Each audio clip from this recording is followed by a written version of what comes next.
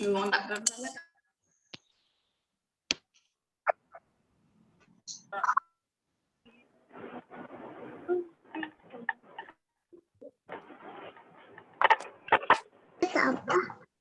Apply for our channel.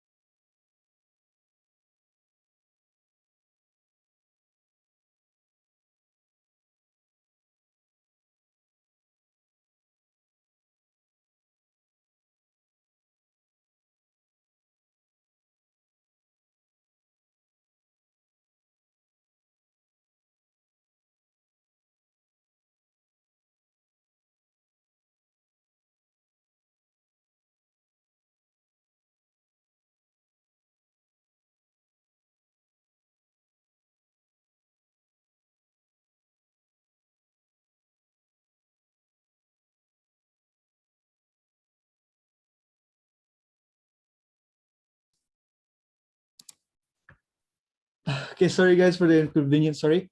So hello fellow audiences and our beloved speakers and my team. My name is Ken Leandro and I'm currently Green Welfare's project manager and I'll be you guys' MC for today.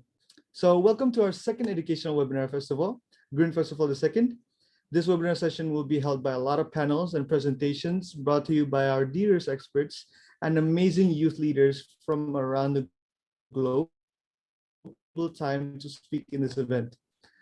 So, knowing that we have been experiencing global climate change, where the earth has been warming up day by day, animals getting slaughtered day by day, it decreases our likeliness of surviving in the future due to this devastation.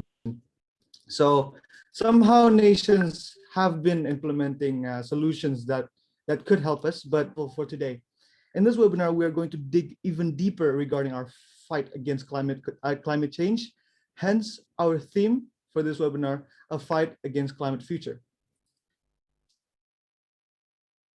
Next.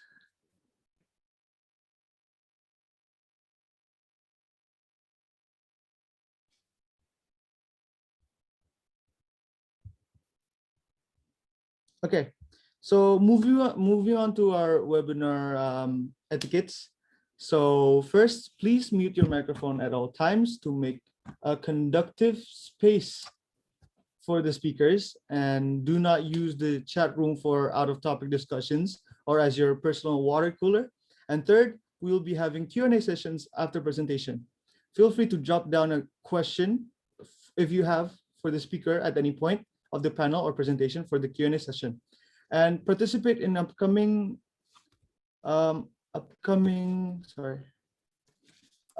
polls and stay present till the end of the session to fill the attendance form. And lastly, feel free to turn on your camera at your will.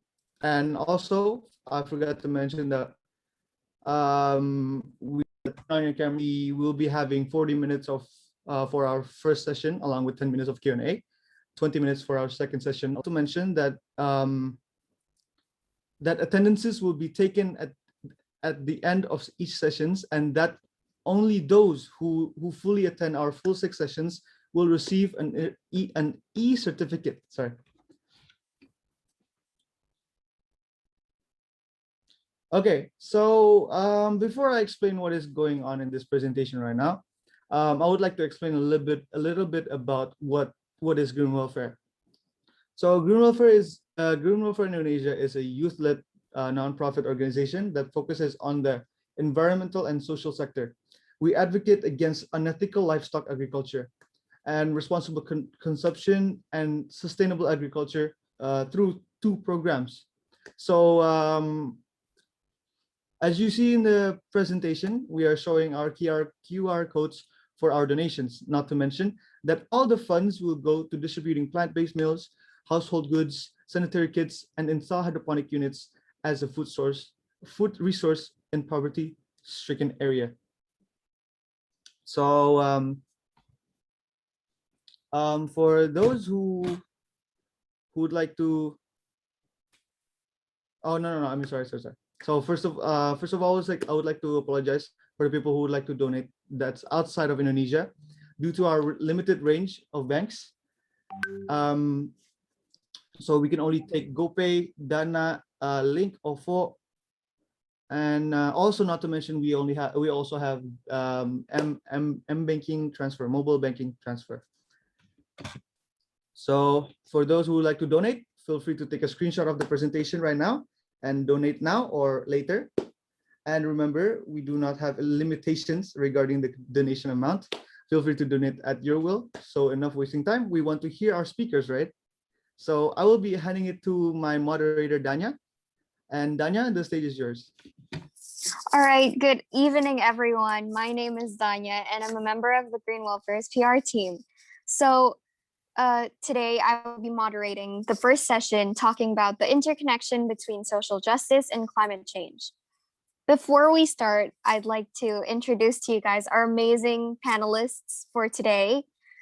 First, we have Laitenia Belai, which She is a Dayak environmental activist, and she is also a public health student in the University of Sheffield. Next, we have Lana Wagenet, who is the vice chair of Shifting to Sustainable Consumption Patterns for the United Nations Food Systems Summit, and also the deputy partnerships director of Zero Hour. Last but not least, we have Danielle Sams, who is the intersectional climate and social justice activist, and she also works as a model and neuroscientist. Ooh, let's welcome them all today. All right, so before discussing our topic, I'd like to give you guys a quick background of the topic. So when talking about climate change, something often overlooked is its interconnection with social justice. In all reality, climate change does see race, it does see gender, and it does see privilege. As people of privilege, we oftentimes don't experience the extremities of climate change, but that doesn't mean it's not there. It's just affecting the underprivileged a lot more than it affects the privileged. So without further ado, we're going to move on to our panel discussion. All right, so I'd like to invite the speakers to talk about the topic now. First, I'd like to ask to Belay, what do you think is the definition of environmental justice?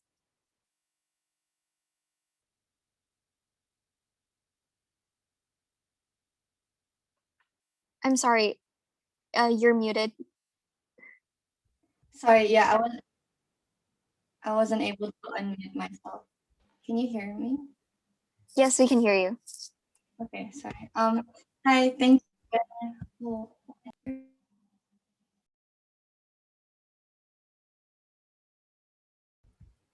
Hello. Oh my goodness, I'm really sorry.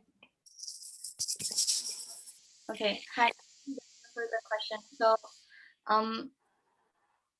like you, my name is and a lot of I've had experience working with both local and indigenous communities in West Kalimantan.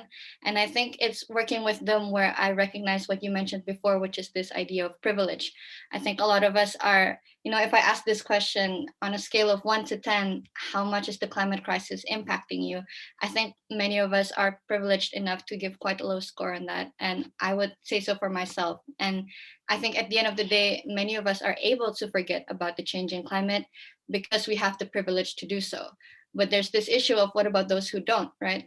It didn't sit right with me knowing that I get to come to a home every day. I get to turn on my AC when it's hot. I get to choose what dinner I want to have when another 19-year-old girl on the other side of the world is struggling to simply find clean air, clean water, food, and shelter. And that's what environmental injustice is. It's about bringing social justice and environmental justice to these underprivileged people and communities who aren't able to adapt towards the changing climate and aren't given the space to play a role in being part of the solution. So a lot of my work is focused on empowering these local and indigenous communities in West Kalimantan so that they are able to build their capacity to adapt to these worsening impacts of climate change, and at the same time giving them that space to be a part of the solution and contributing in their own ways to help fight climate change.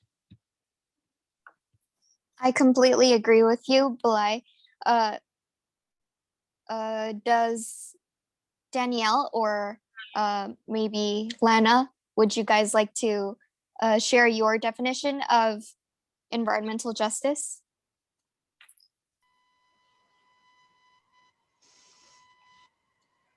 I would add that for me, I'm getting an echo. I'm not sure if anyone else is.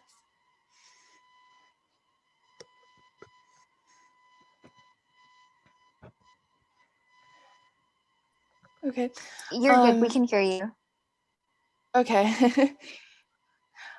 So I would just add that usually the most marginalized communities in society, the more I followed climate change and its impacts, will also be the most impacted in the issues of climate change and climate disasters, and I've consistently seen that.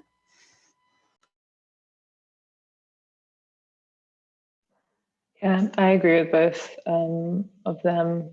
The people who are the poorest, mostly people of color, those who live in the global south and like MAPA areas, the most affected people and areas, are the first to be affected. They're already being affected. And I think people forget as well, climate change isn't new. It's been going on for decades. People have been affected for decades already. We're just at a point where now it's affecting us more in like the global north, for example. And growing up, you know, I'm from South London, but I live in Germany now.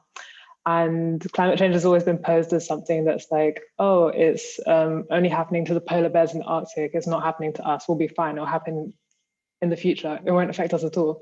Whereas people are seeing it now. Literally, I think 2 weeks ago it was minus 20 degrees, and then 2 weeks later it was 20 degrees. So it's like we're already seeing these insane or very wild temperature changes, and now we're okay.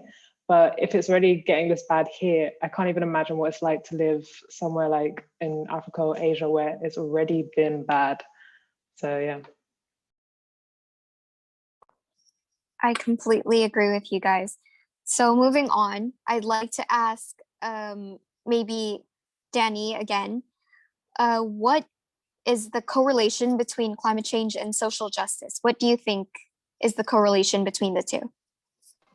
Yeah, so we live in a politicized world. We are politicized people, but we are all environmental beings. We are all part of the environment and nature. Wherever we go, you know, beneath our feet, wherever you are, there's roots, there's earth. The things around you, they're made of things that have been extracted from the earth at some point, whether it was yesterday or 100 years ago.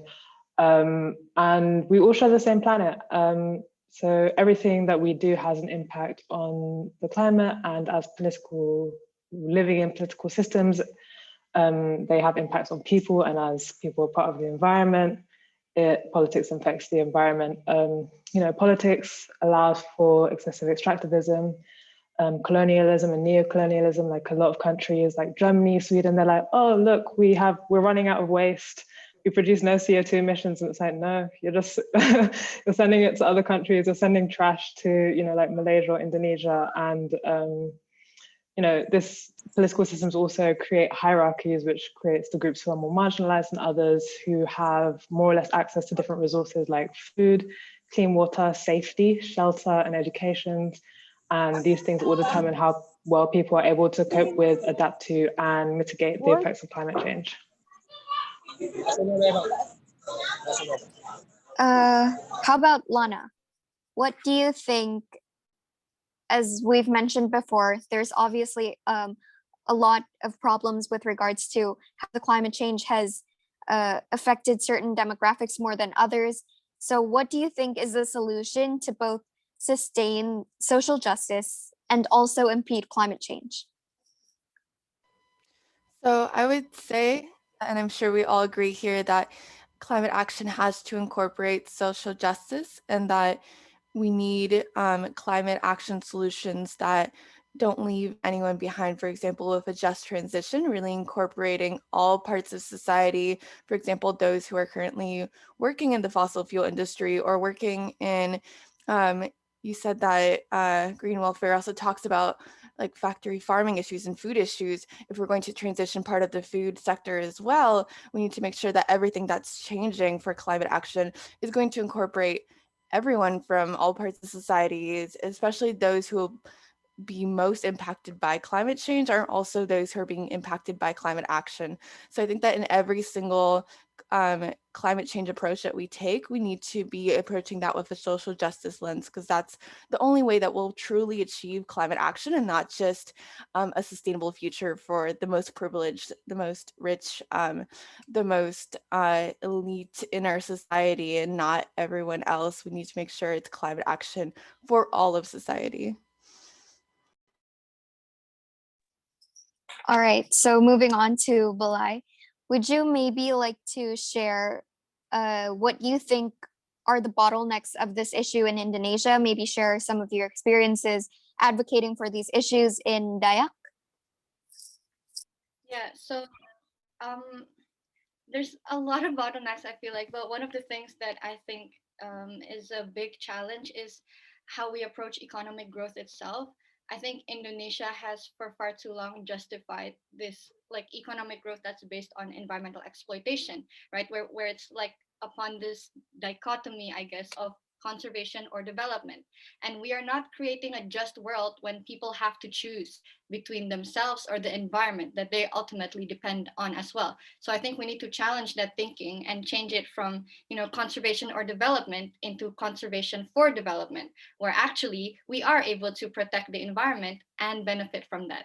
And I believe that we have the best teachers around. And I think these are indigenous people who thrive and are able to thrive because their environment is healthy.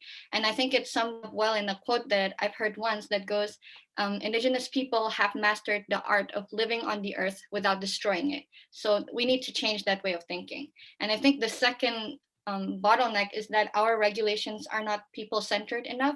If they were, we would be seeing more protection for the local and indigenous communities who are the most affected by environmental destruction. And when I say protection, it's not just about giving them that external help through resources and materials. Protecting them means empowering them as a community so that there is internal growth happening. And this means giving them their rightfully deserved access to healthcare, to good education, to clean water and sanitation, food security, sustainable livelihoods. When regulations are more people-centered and integrated, it means that we are putting social justice at the heart of our development plans. And I would say the last thing is that for Indonesia, we see these issues as compartmentalized still.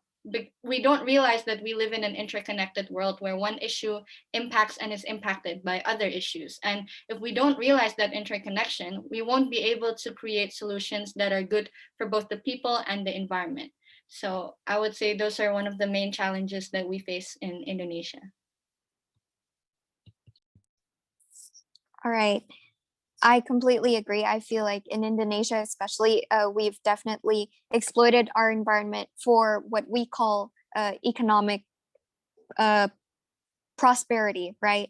So, in specific, I'd like to ask Lana, what do you think is the correlation between the food systems in climate change and social justice, if there are any?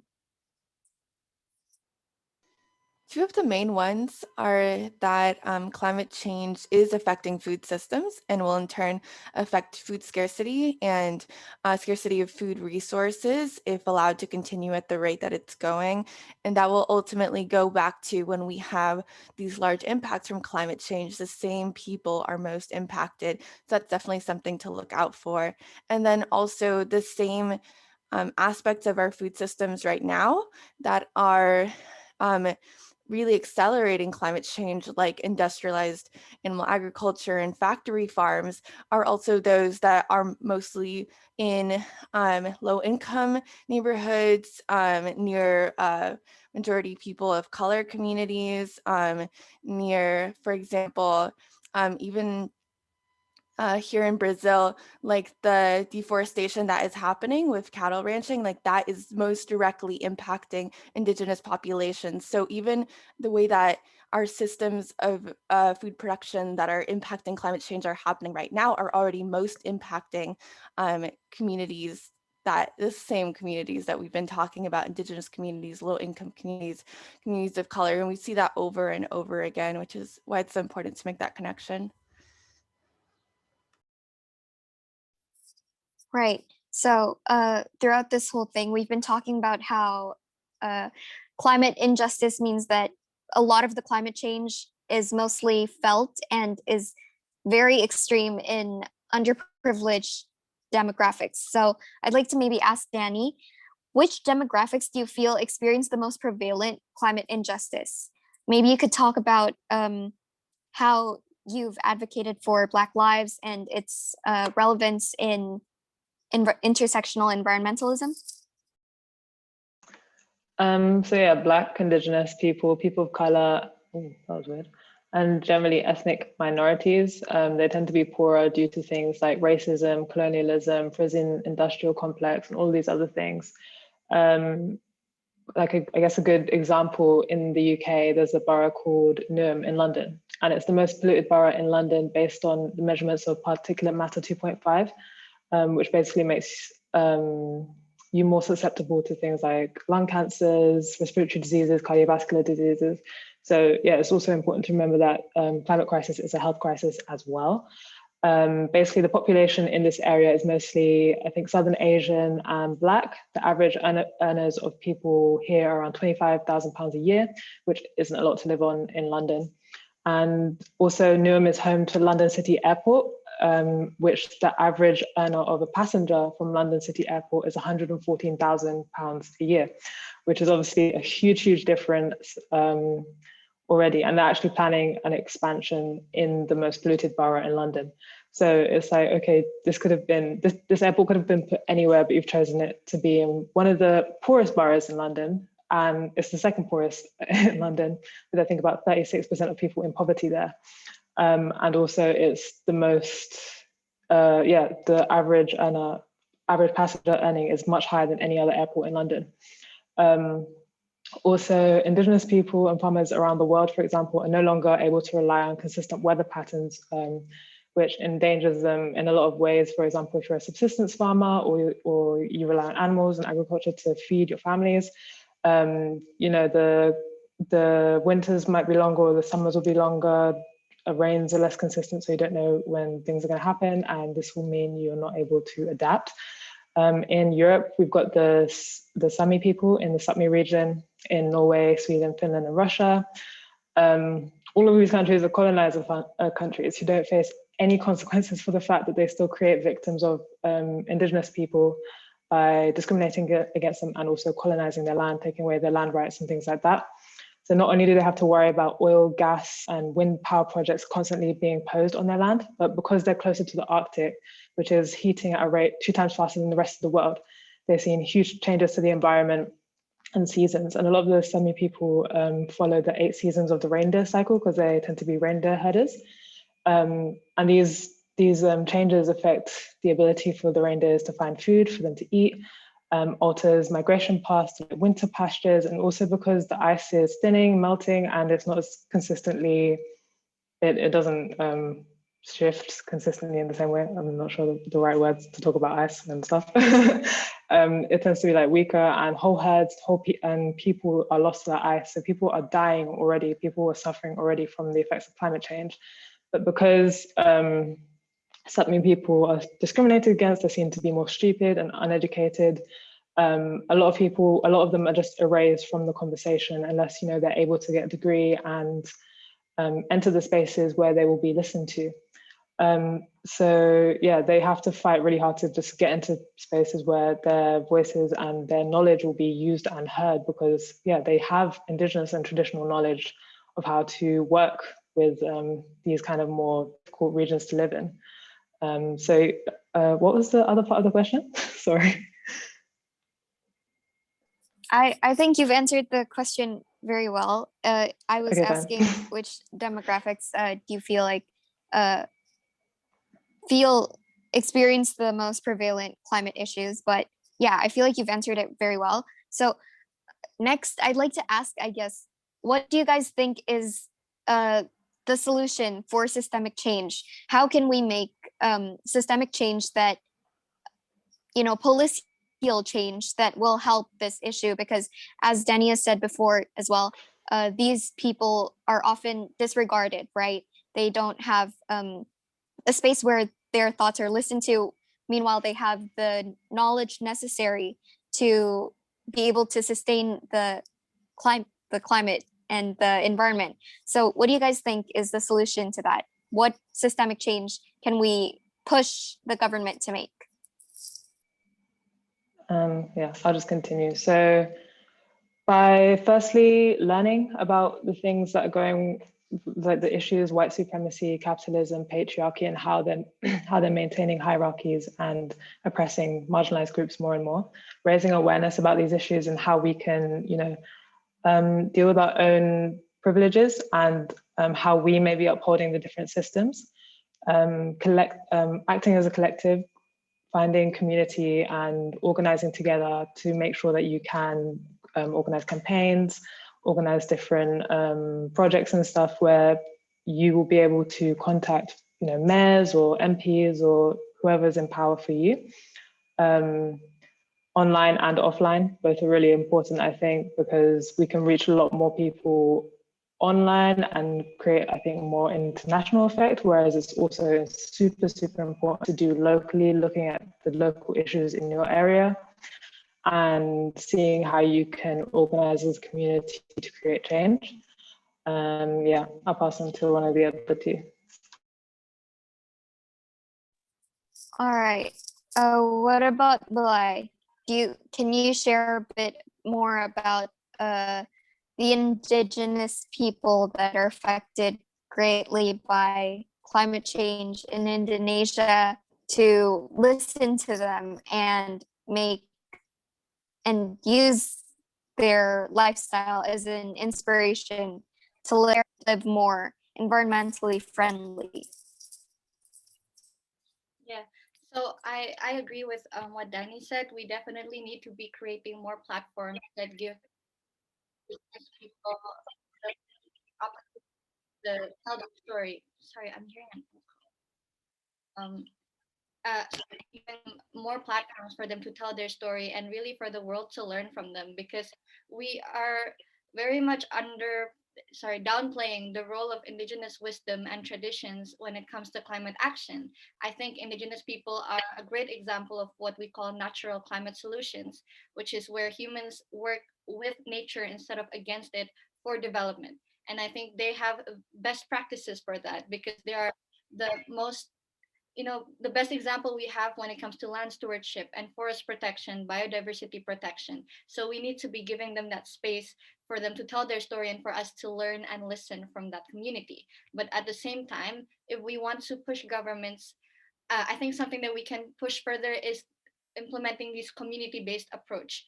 I think that when it comes to external bodies trying to help these vulnerable communities, often we take a more repressive approach where we think we know what they need, where we think we know what's good for them and what's best for their environment. But actually, the communities are the expert.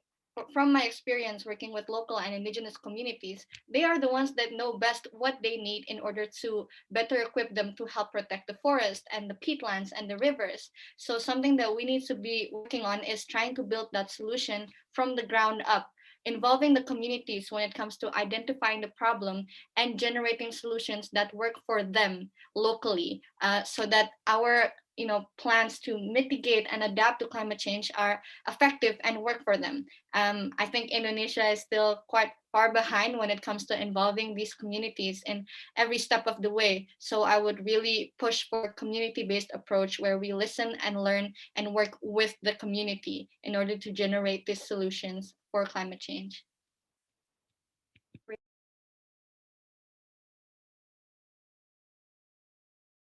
Impede climate injustice.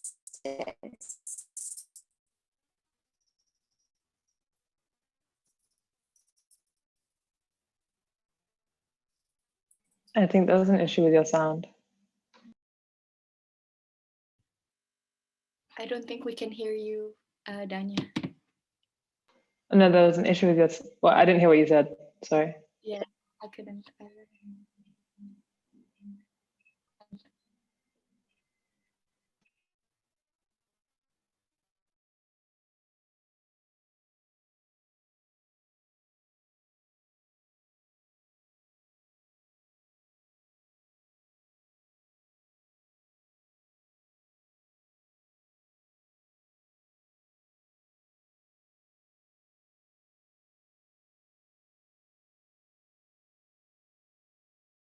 Okay. I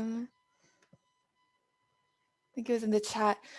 So some of my solutions, I think I'm going to focus a little bit more on, I'm getting an echo again, but I'll just go ahead on what the government should do. So some of the things that we advocate for at 0 Hour are an end to fossil fuel subsidies.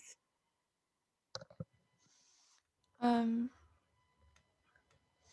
me see, an end to also so that's government support for the fossil fuel industry to new fossil fuel infrastructure, and for part of these government solutions to also be recognizing and protecting indigenous land treaties and the rights of indigenous peoples as part of climate action. And then in the food area, I would say that some of the things that we also stand for are a ban to factory farms from government, an end to subsidies that are going towards supporting industrialized animal agriculture, and a shift to subsidies that will support people being able to access more healthy, fresh foods. If that government support could be shifted, would be impactful. And for instance, looking at the dietary recommendations, a large issue throughout the world is, for instance, with governments promoting dairy in everyone's diet when there's a large prevalence of lactose intolerance in POC communities. So all these dietary recommendations being based on Western nutrition and what is best for Western white populations rather than the diets that have been had for POC for thousands of years, and that is healthiest for many of global South communities around the world.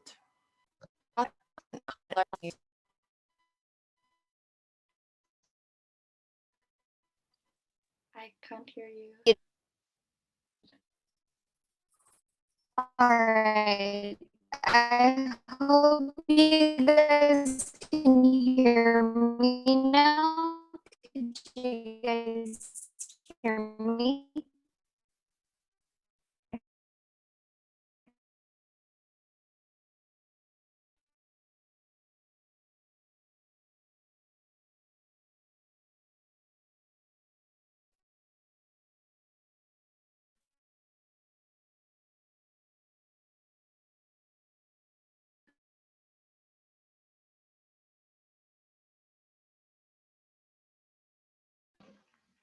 Okay, I will take this one. I think as the general public, obviously it will depend on kind of like what country you're in.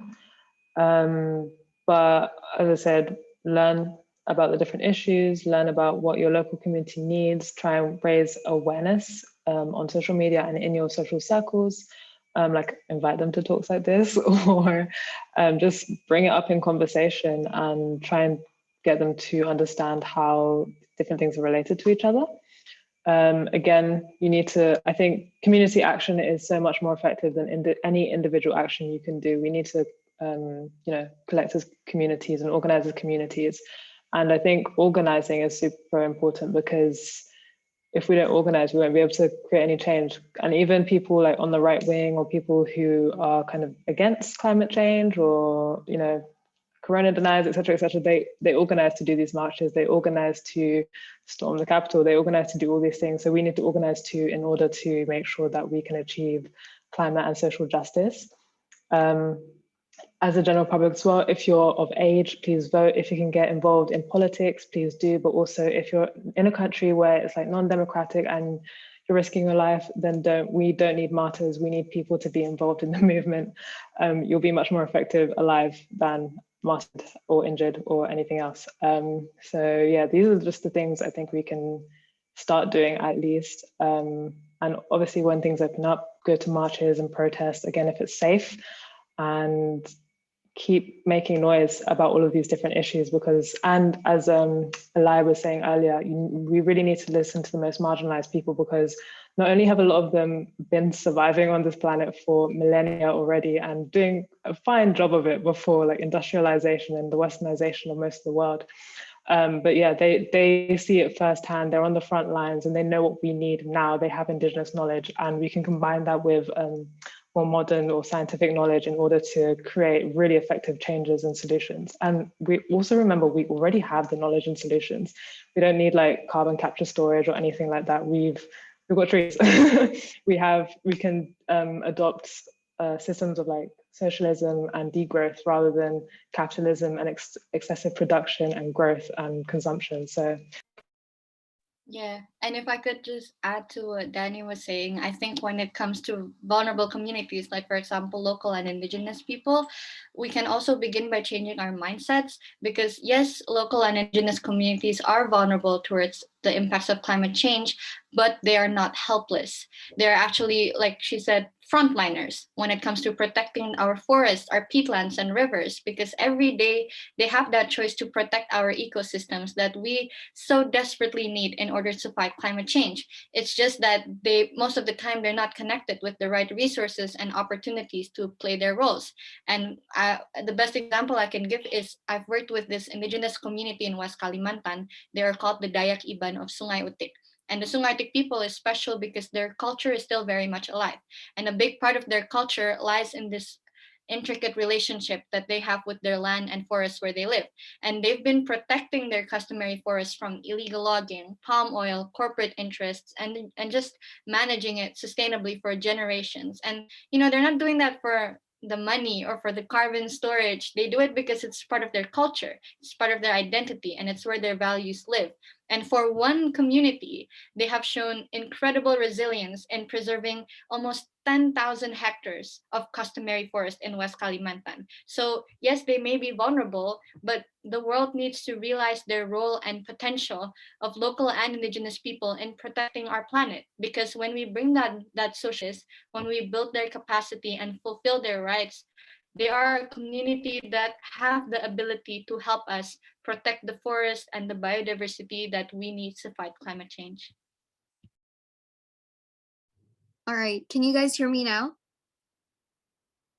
Okay, so next I want to ask you guys, maybe Ilana first, what can we do to support your guys' movements that has helped impede climate injustice?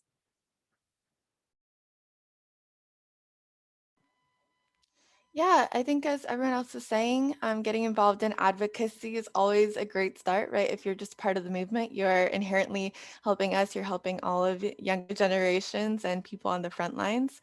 If you're interested in getting involved in some of the spaces that I'm in, for example, I know it always helps to have more concrete directions about what is happening. There's ways that you can get involved in the UN Food System Summit, and maybe I'll drop some links in the chat about how you can get started getting involved in impacting the solutions that are coming about food on a global scale, and making sure that that is being approached in the right way with the UN. I have another campaign about climate-friendly food in the United Nations Framework Convention on Climate Change and in the country commitments. So that's more in the food area. And you can also get involved in Zero Hour if you're interested. And that's an international climate justice organization. Of course, if you have other organizations acting in your local community, I think that starting local and starting like where such as your school, your community is always a great place. But if you're interested in joining a group that I'm part of, I'm more than happy to help, and I can put some links in the chat for that. All right, so a big part of what you guys said, what we can do as a general public to advocate for these issues, well, is to spread the word, right? And to pressure the government, whether it be through climate strikes, through social media expansion, right? But especially in Indonesia, I feel like climate strike isn't really part of our culture, right?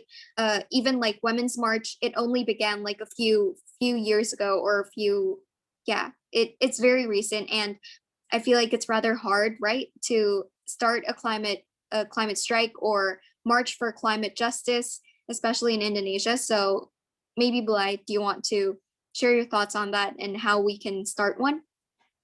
Yeah, I agree. I do think I'm very happy to see that a few climate marches actually happened. I know I joined one in Semarang, and there was one in Jakarta too, I think.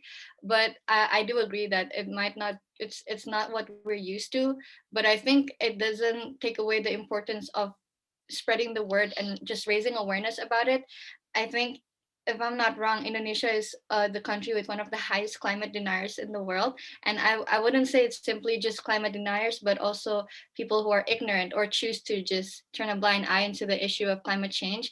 And I think one of the ways that we can try to push this conversation forward is just by bringing it up, starting from our families and our local communities, our neighborhoods, our schools, our workplaces. We need to be having more of these kinds of conversations so people are aware that this is an important issue that will ultimately affect all of us. And like Danny also mentioned, any collective action is more powerful than individual action. So on top of making that responsible decisions as consumers, as students, as teachers, as anything you are, I think it's important to be a part of a movement or an organization that where you can garner that collective action, which can better help make a bigger difference. And there are many organizations that we can join out there. And for example, for me, I'm part of the Climate Reality Project, and we'd be happy for more young people from Indonesia to join TCRP Indonesia, just so we learn more about the science behind it, but we also know that we have a group of people with the same vision and mission who want to make a difference in Indonesia and in the world. So yeah.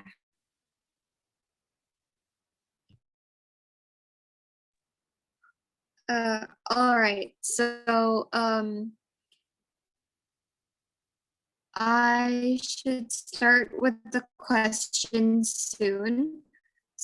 These marginalized communities usually go through the most effects of climate change. They go through our trash and the worst parts of climate change while they have the best knowledge on how to stop it.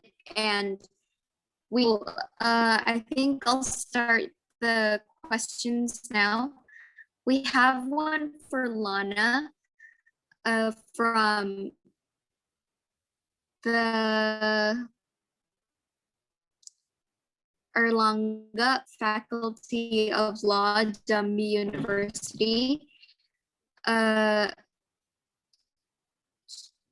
want to ask, how can we as a youth victims and what global impulses we can apply to protect humans and nature from the effects of a warmer planet Earth, even as estimated costs for researchers to adapt to climate change.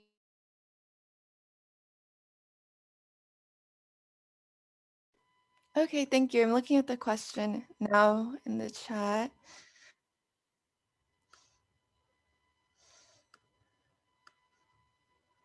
Okay, I think this goes back to, for me, I know this is a more general answer, and depending on what you're specifically looking at, there are specific measures that can be taken, but in all these instances of looking to combat climate change, making sure that you are, it's asking here about not increasing like poverty and water shortages, and taking efforts to improve. So that needs to be something that's factored in, is making sure that the solutions that you're championing, you look at if they will increase negative impacts for poor populations, if they will result in underwater issues, and just taking all of that into account, because you need to make sure that you are really advocating for everyone and not promoting other issues. So I think that's something that when you're researching these solutions, you know, if you're at a university, you need to look at how this is going to impact different people and make sure that this is really an intersectional solution, a solution that incorporates social justice and justice for everyone. And I see that this is a pretty specific situation. But I think for a university, it's just really a matter of like doing the research and like talking of local populations as well to make sure that it is the best solution for all.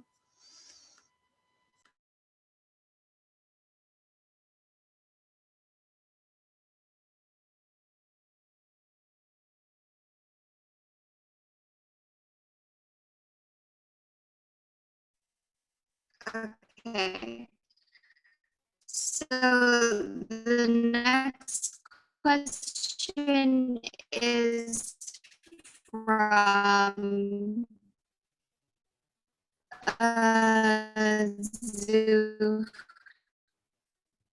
Zoo Wong Grave.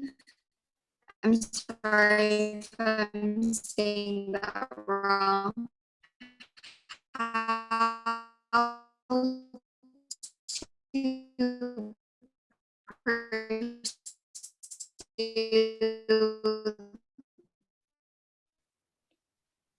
Hi, I'm reading the question right now. It's the one from Zudi. Is it? How does, oh, I'm sorry. I'm sorry. I wasn't unmuted. Okay. Thank you. Yeah, I see the question in the chat. Thank you for the question, Zudi. I think I would definitely start with educating ourselves first, because a lot of these issues are actually a lot more complex and intricately connected to things like social justice than we might be aware of. So I would definitely start with ourselves. But when it comes to trying to raise awareness with other people, I think it's very important to contextualize the issue, because climate change and its impact will look differently for different people. For example, with marginalized communities and more privileged communities, we will all be impacted in different ways. So it's important that we tap into what resonates with the target audience, kind of what resonates with young people, what resonates with people, indigenous people, what resonates with people coming from lower socioeconomic positions. Because when, for example, with indigenous people, I've given like a few presentations to some of the youth from Sungai Utik and trying to tell them about what climate change is and how it's going to impact you. And obviously, because of the difference in, for example, the gap of knowledge and also just information, I can't be raising awareness about the issues of climate change by coming from a too scientific approach, right? I can't be talking about, oh, carbon emissions and the concentration of oxides in the atmosphere or something like that. I talk about how it impacts them as a community, for example, in terms of food security, because they're very dependent on the agricultural and land practices they have. If climate change continues to persist, then it will ultimately impact their food security and their patterns in harvests. So when I'm talking about raising awareness, it's important that we tap into what resonates with our target audience. And I guess for like more people living in the city, at least for the youth, for example, in Jakarta, I think it's very important that we also confront our privilege and recognizing that we are in a position of privilege where we might not be as impacted as those in rural areas like local and indigenous communities. And when we confront that privilege, we need to understand what kind of role we're able to play in order to help with the situation. If that means raising awareness, then that's what we should do. If that means making more responsible decisions as consumers, then that's what we should do. But I think understanding that we are in a position of privilege is a good starting point for young people living in the city if they're trying to contribute towards climate change. I hope that answers your question, Ruby. All right. Am I still lagging? No, not anymore. Okay. I'm sorry, guys. So I think this will be the last question, or maybe second to last, because we have to close it at 8:25 and move on to the next session. So I think we can do this question, which is from Mel from the Philippines. She wants to ask, she says that in her country, they experience human rights violations and worse killings of the indigenous people and environmental activists who, for their right to self-determination and protect ancestral domain, and human rights activists who fight for the rights. What can we say? What do you guys think about it? Anyone can answer it?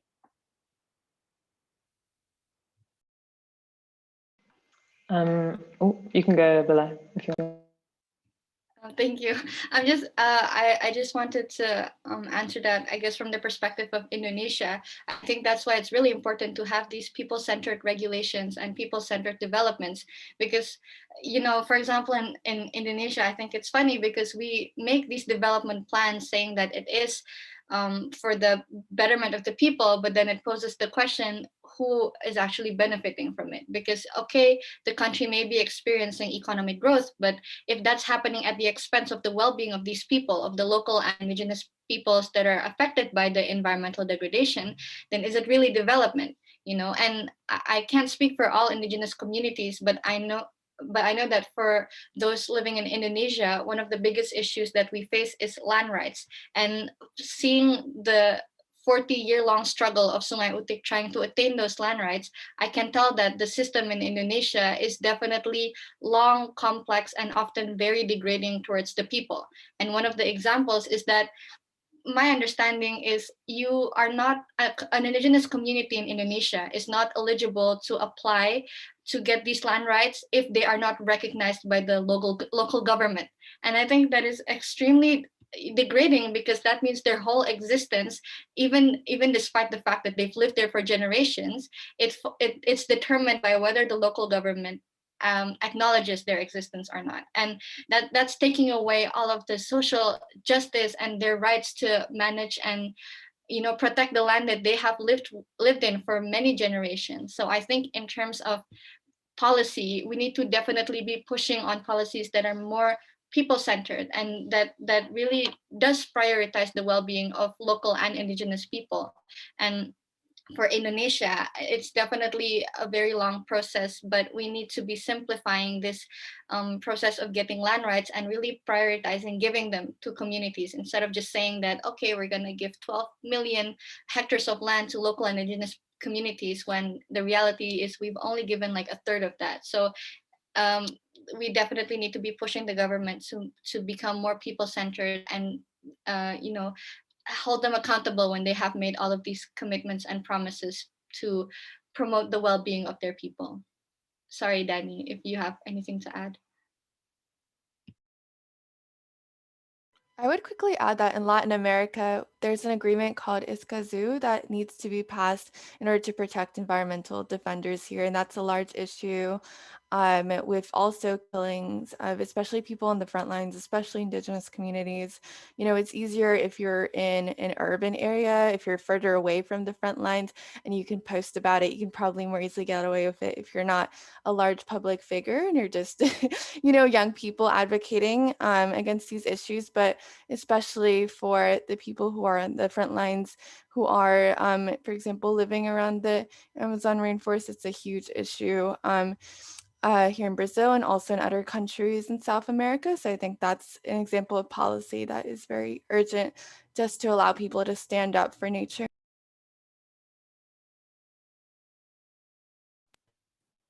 All right, since we don't have that much time left, I think we're going to wrap it up here. Thank you guys so much for participating in this session. We're going to have the next session soon, so stay tuned. Thank you so much to our amazing speakers for sharing your experiences, your knowledge, and your wisdom. I hope we all gained something from this, because I know I personally definitely did. So I'm sorry for the network issues, and I'd like to just say I'm sorry we can't answer every question since we don't have that much time. But if you would like to ask any one of them your questions, feel free to ask them personally, maybe in their social handles, which you guys can leave down in the chat box later. Last, I'd also like to remind everyone to take attendance if you guys would like to receive the e-certificate.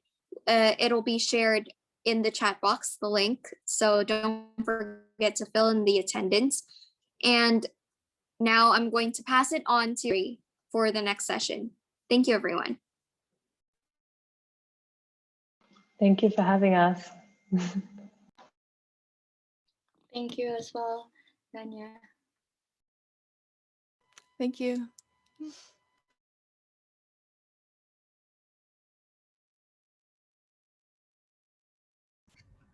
So thank you, Danya. I'm Valerie, and I'm the co-founder of Green Welfare Indonesia. I'll be your moderator for today's second session. So let's just move right next to our second topic. which we're going to be having a very insightful presentation from Katata Mustasha, who is going to educate us about the importance of achieving carbon neutrality by 2050. And as we all know, climate change is mitigating faster and faster day by day. We have seen its impact affect many communities and countries today. Countries need to transition into a more carbon negative world and sequester the carbon out of the atmosphere back into the soil in order to maintain global warming to 1.5 degrees Celsius. And today, Katata Musasha will be representing one of the biggest environmental organizations that you all probably know of, which is Greenpeace. So not only is he the regional climate and energy campaign coordinator in Greenpeace Southeast Asia, Indonesia, he is also the board member of Trend Asia and the faculty member of Faculty of Economics and Business in the University of Pembangunan Nasional Veteran Jakarta. And I hope we're going to learn a lot about the topic from Katata. And I would like to thank Katata in advance for being here and wanting to teach us all about the topic we at Green Welfare. And everyone here is so thankful uh, for you being here. And without further ado, Katata, the stage is yours.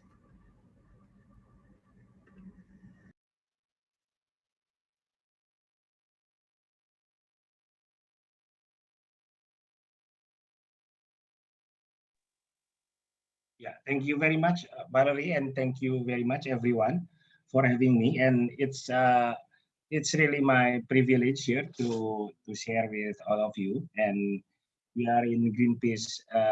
Do believe that our future will be determined by young people, everyone globally, and also if we are talking here about Southeast Asia in particular and Indonesia. So can I share screen? Yes, of course.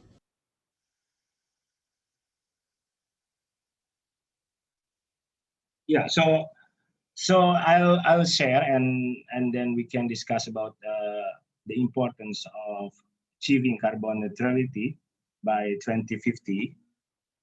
And firstly, I would like to introduce Greenpeace.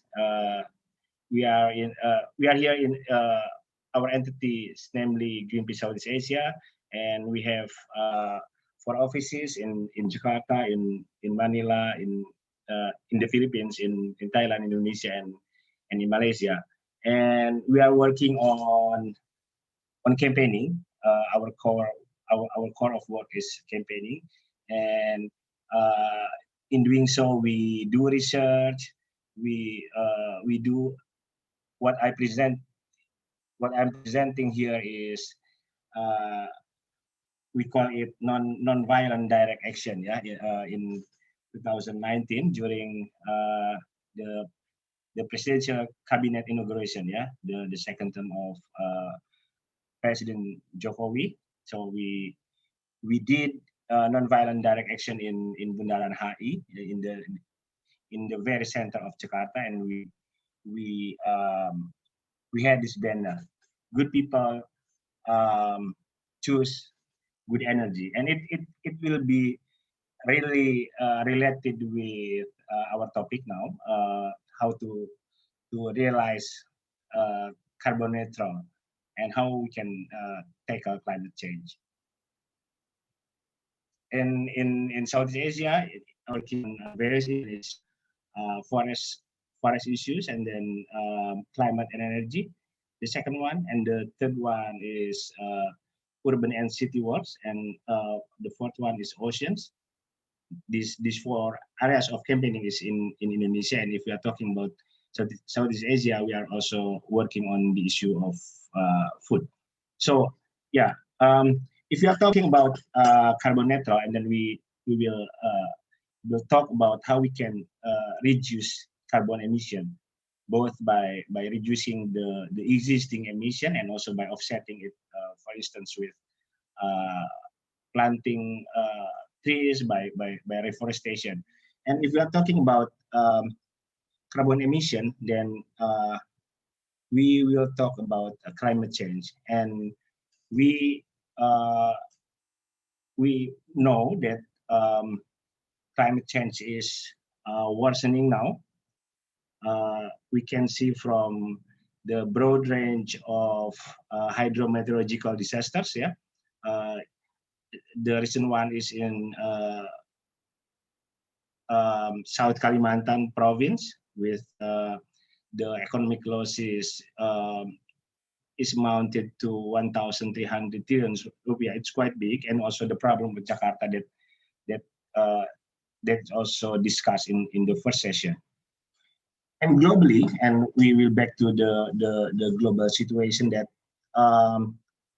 we now, because basically globally and also in developing countries like Indonesia, climate change happens and also environmental degradation happens because of the prioritization of economic development over the environment. But now, apparently, it's more obvious that climate change has its own price and is quite expensive. If we if we if we refer to the research report from the World Economic Forum mid last year, mid 2020, it is mentioned that environmental degradation from the three socio-economic systems will is threatening like 80% of the near threatened and threatened species, and the impact is irreversible. And if we are talking about the economy, we discussed it a little bit in the first session, and it will affect half of the global income. So this is the cause of climate change to the economy if we ignore its impact. And this is all. This is the research from McKinsey mentioning the impact of climate change only from the increase of temperature, the increase in heat and humidity to the outdoor economic activities, and the impact is quite significant. If we see here in 2030, for instance, from 105 countries surveyed, 20 we can see that 26 to 28 countries will have the reduction of income from 1.1% to 5%. It's quite high. So this is another evidence of cause of climate change if we don't move forward significantly to carbon neutral in 2050.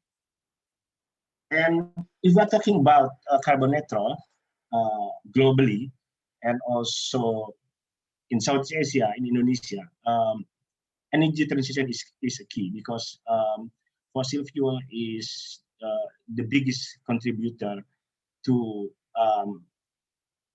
current climate change, to current climate crisis.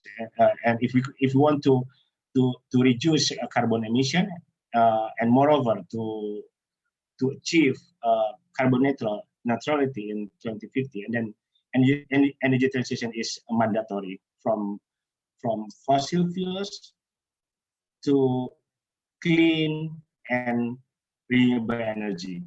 And coal is the article from The Economist. So, and Indonesia, I take Indonesia as a case here, has the same situation.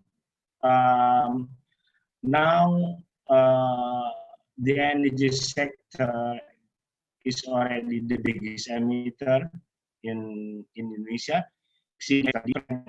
So it's quite high. So if we want to reduce emission, if we want to achieve the target of Paris Agreement to keep the increase of global temperature at 1.5 Celsius degree, then it's necessary, it's mandatory to carry out energy transition.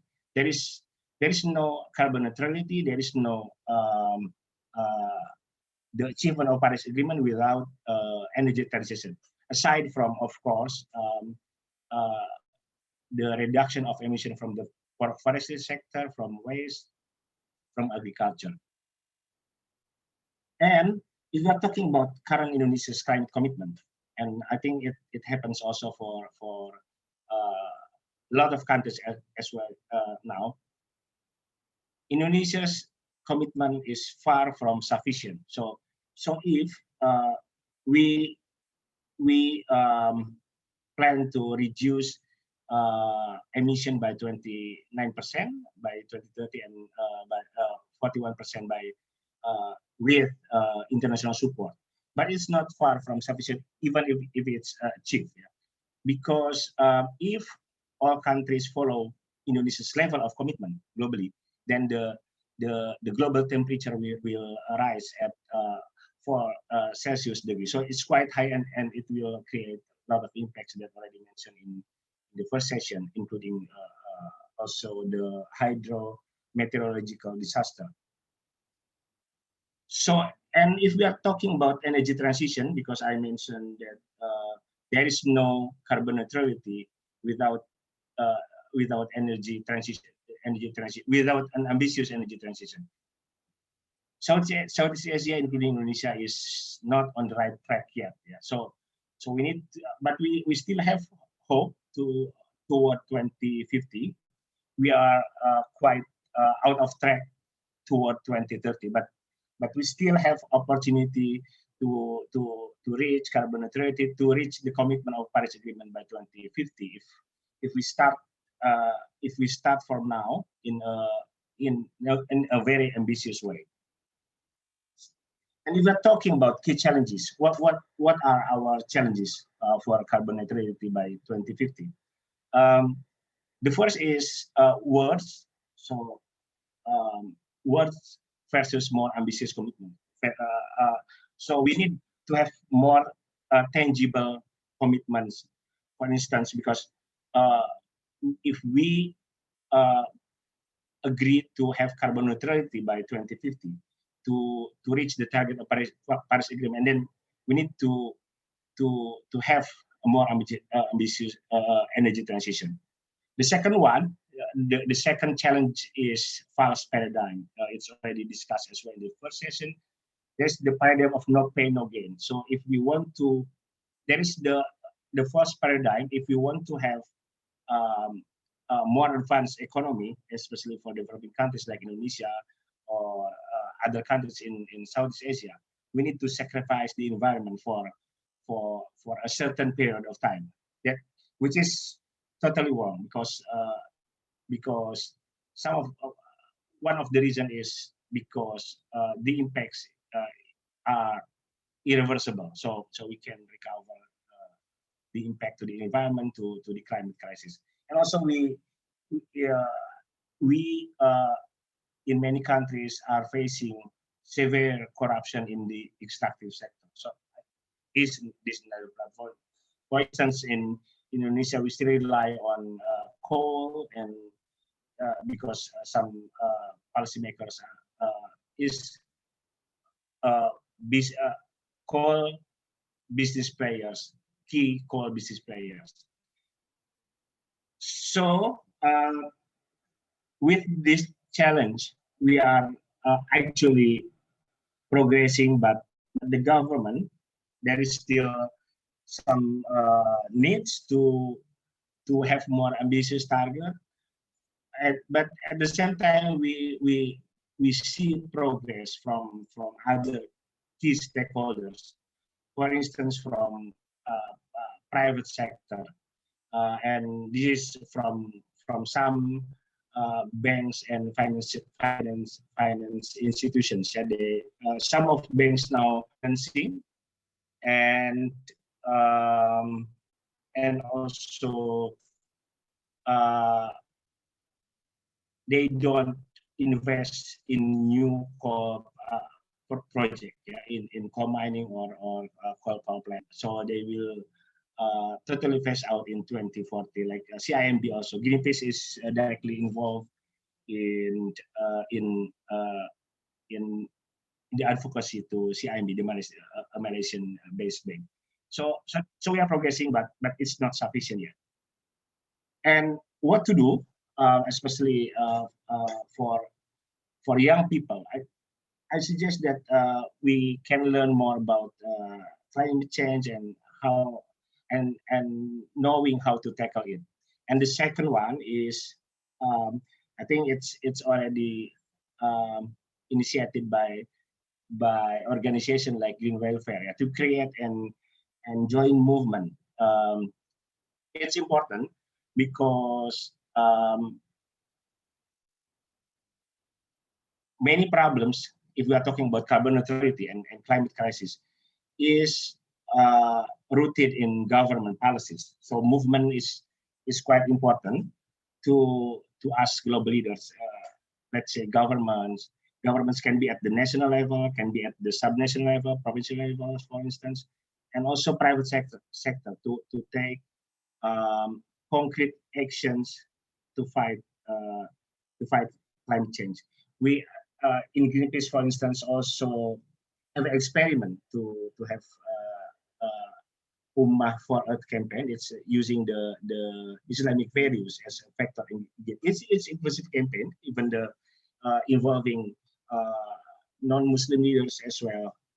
But we, my point is, we need to have like a creative movement to ask global leaders, governments and private sector to move to tackle climate change. And also at the individual level, walk the talk is quite important as well. Yeah? No single-use plastics, tree planting, use public transport, for instance, or bicycle in our daily lives. And also, some of us, I think, in green welfare already practice it, to be vegan, for instance, or vegetarian. I think that's my sharing, Valerie, and we can discuss.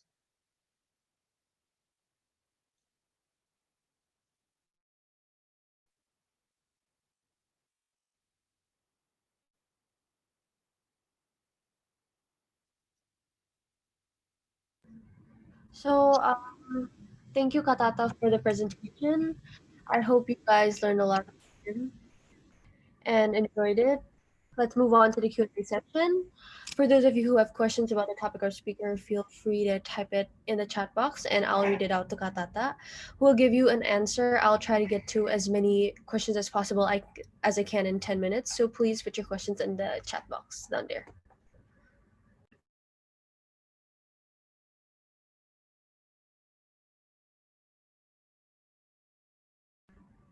Okay, the first question is from Gracilia Gosali, and she asked, what is your opinion about carbon tax? There are some environmentalists who said that it would be a great solution for climate change. What do you think?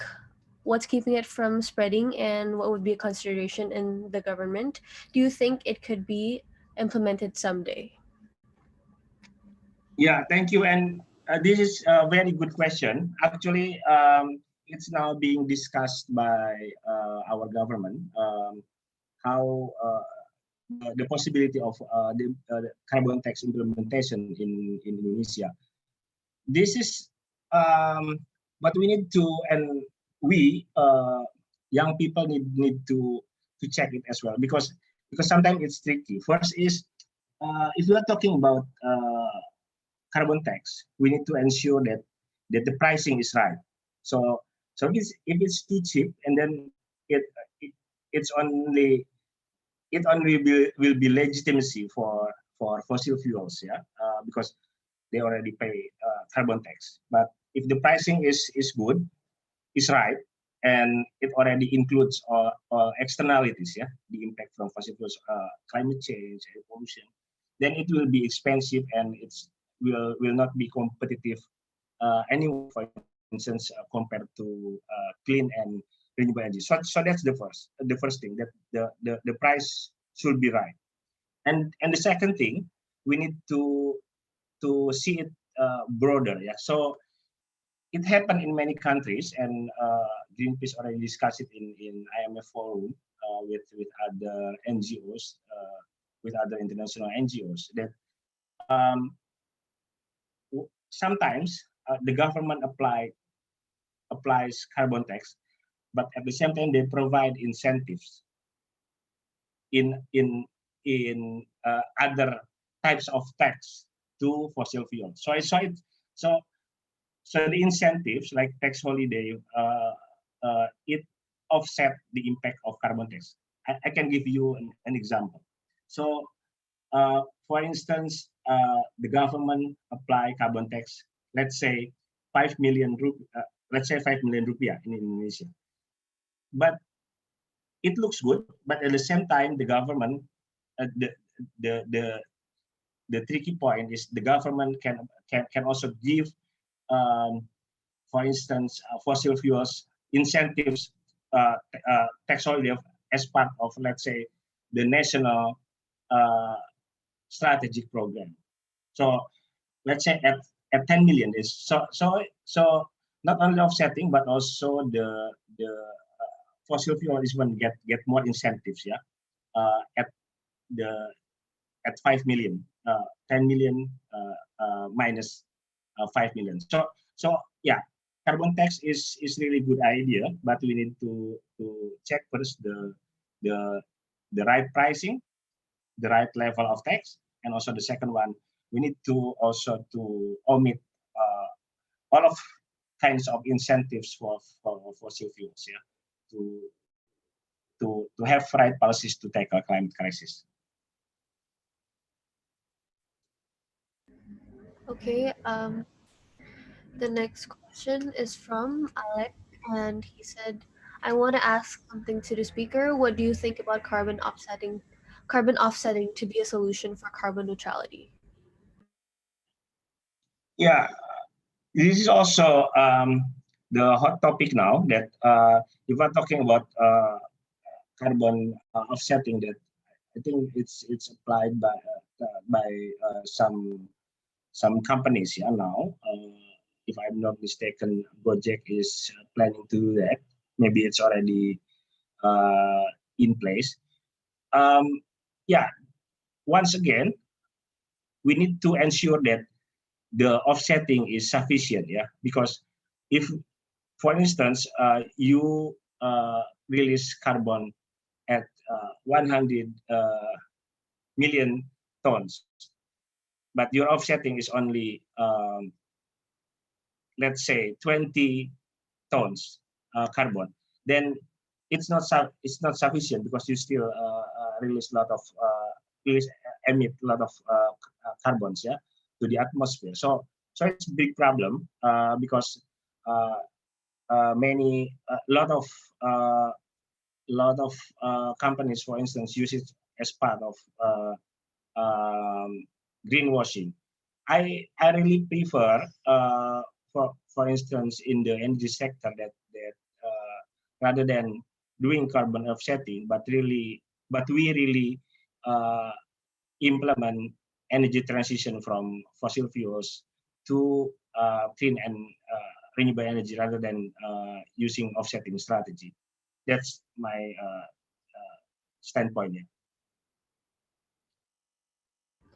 Okay, let's move on to the next question. The next question is from Calista, and she said, Hi Katata, I'm Calista, and I want to know more about your opinion regarding the renewable energy potential in Indonesia.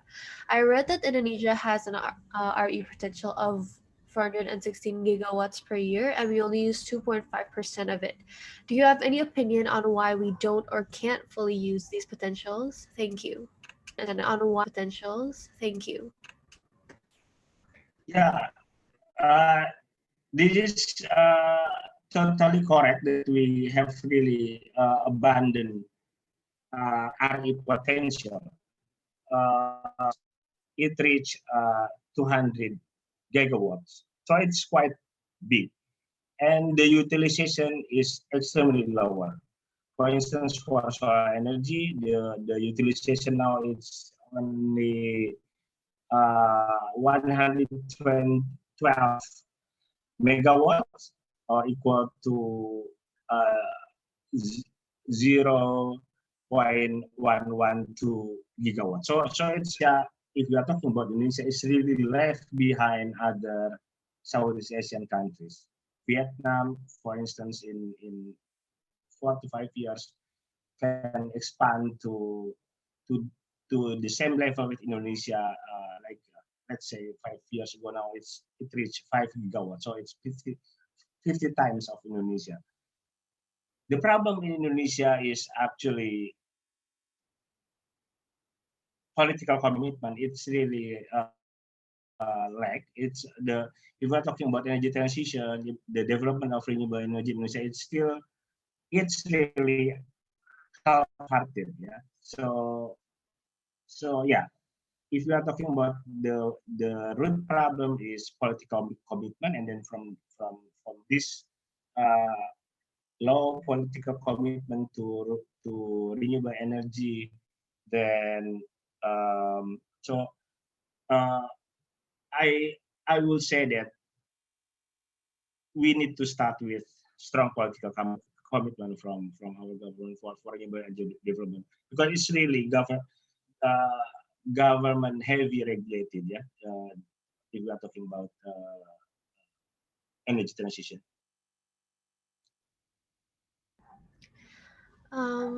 Okay, the next question is from Mel from the Philippines, and she said, the UN scientific paper suggests that capitalism has to die in order for the planet to be saved.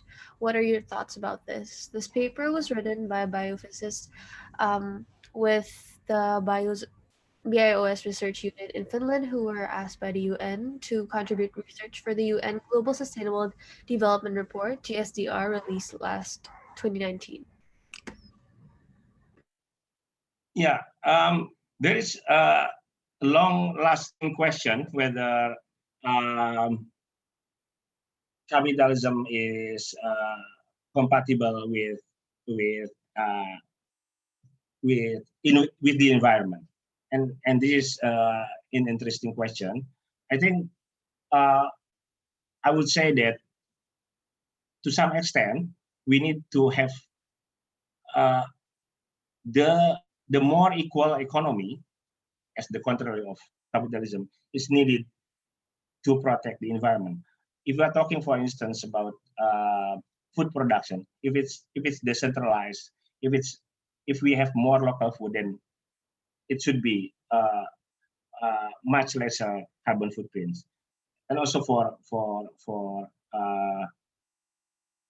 some other uh, cases. So um, and if we are talking about, for instance, environmental degradation in Indonesia, let's say from palm oil, from coal, it's really related um, to the oligarchy. The economists call it as crony capitalism. So uh, the rich people, the capitalists that get money from really heavy regulated business, yeah, the so-called crony sector, like forestry sector.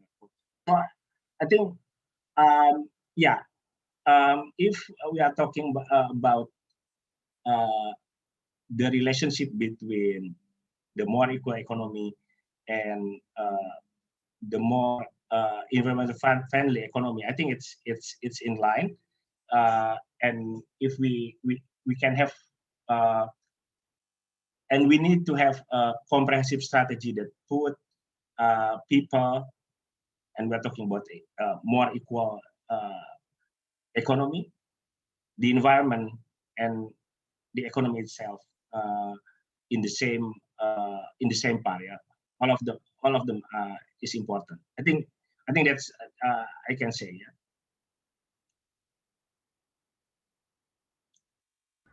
Okay, let's move on to the next question. The next question is from Sultan, and he asked, relating the environmental movement to religious teaching is a very good way to raise the public awareness on environmental issues. What do you think about the religious organizations, and what should they do to enhance public awareness? I personally like the Oma stories. Yeah. Um, Indonesia and the Philippines are among countries that is the most uh, religious people in the world. Yeah, according to Pew Research Center. So if you are talking about change, I think um, religious values from all religions in countries like Indonesia and the Philippines are the source of change. Yeah. So practically, and also for young people, I think it's important to consider the the importance of religious teaching to make real change. And also, if we are talking about carbon neutrality, if we are talking about climate change, and yeah, now I think there are already like initiatives from Muslim groups, for instance, from also from other religion groups as well. And what we need to do is to, I think, to have it more intensive, because it's I think in countries like Indonesia, especially, it's one of source of change. Yeah. And I read I think yesterday that Green Welfare already started like Green Wakafia, if I'm not mistaken. So this is the potential for change, from my understanding.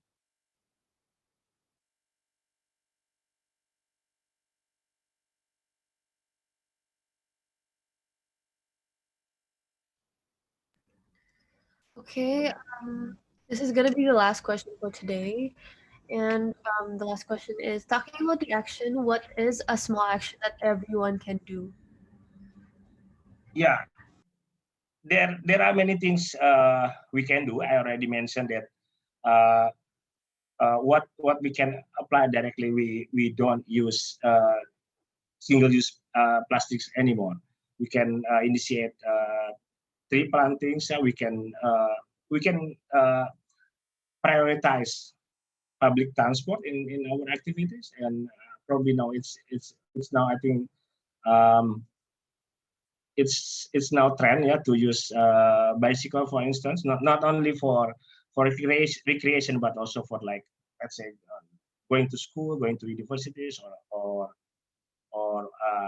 working. Yeah, I think uh, the important thing of, like, individual um, individual commitment like this is, if it's spread it, and if we can make it contagious, and then we can also show it also to policymakers to make real change. Yeah, we can say to our government, look, we already did it. Now it's your turn to make change for our future, for to take a climate crisis. Okay, thank you so much, Katata. Unfortunately, that's all the time we have right now. Thank you for all your questions. I'm sorry that we couldn't answer all of it, but fear not, we will leave Katata's social media handles and email down there if you have any more questions. Yang for the ones that we didn't answer your questions, you can just message Katata. I'm sure he will be really happy to answer your questions. And we hope that you all have learned a thing or two about carbon neutrality, and thank you for the amazing presentation, Katata. And we Thank you also for learned having how me. it'll help us reach zero net emissions to slow down our Earth's global warming and how you yourself can raise more importance on it. Sadly, it looks like this concludes both of our sessions today. That's all from me, and I'll pass it back down to the MC.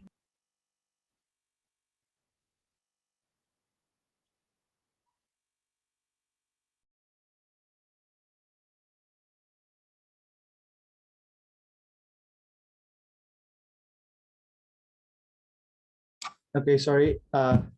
So first of all, I would like to thank again for Patata. It was very inspirational talking about the point of view of Greenpeace Indonesia, and yeah, that would conclude our our session for today. So don't forget to follow us on Instagram, also greenwelfare.id, and also make sure to fill in the attendance for the people that are still here. And also, lastly, I would like to invite you guys to turn on all your cameras so we can take a group photo together. And yeah, everyone.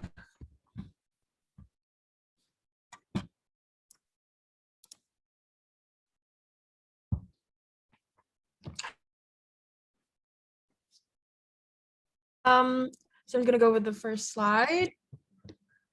1, 2, 3. And the second slide. 1, 2, 3. And the third slide. 1, 2, 3. And the fourth slide is the last slide that I can see faces on. It's really amazing to see you all. And we're done. All right, thank you guys so much for today's today. See you guys tomorrow. We still have day 2 and day 3 with other amazing speakers.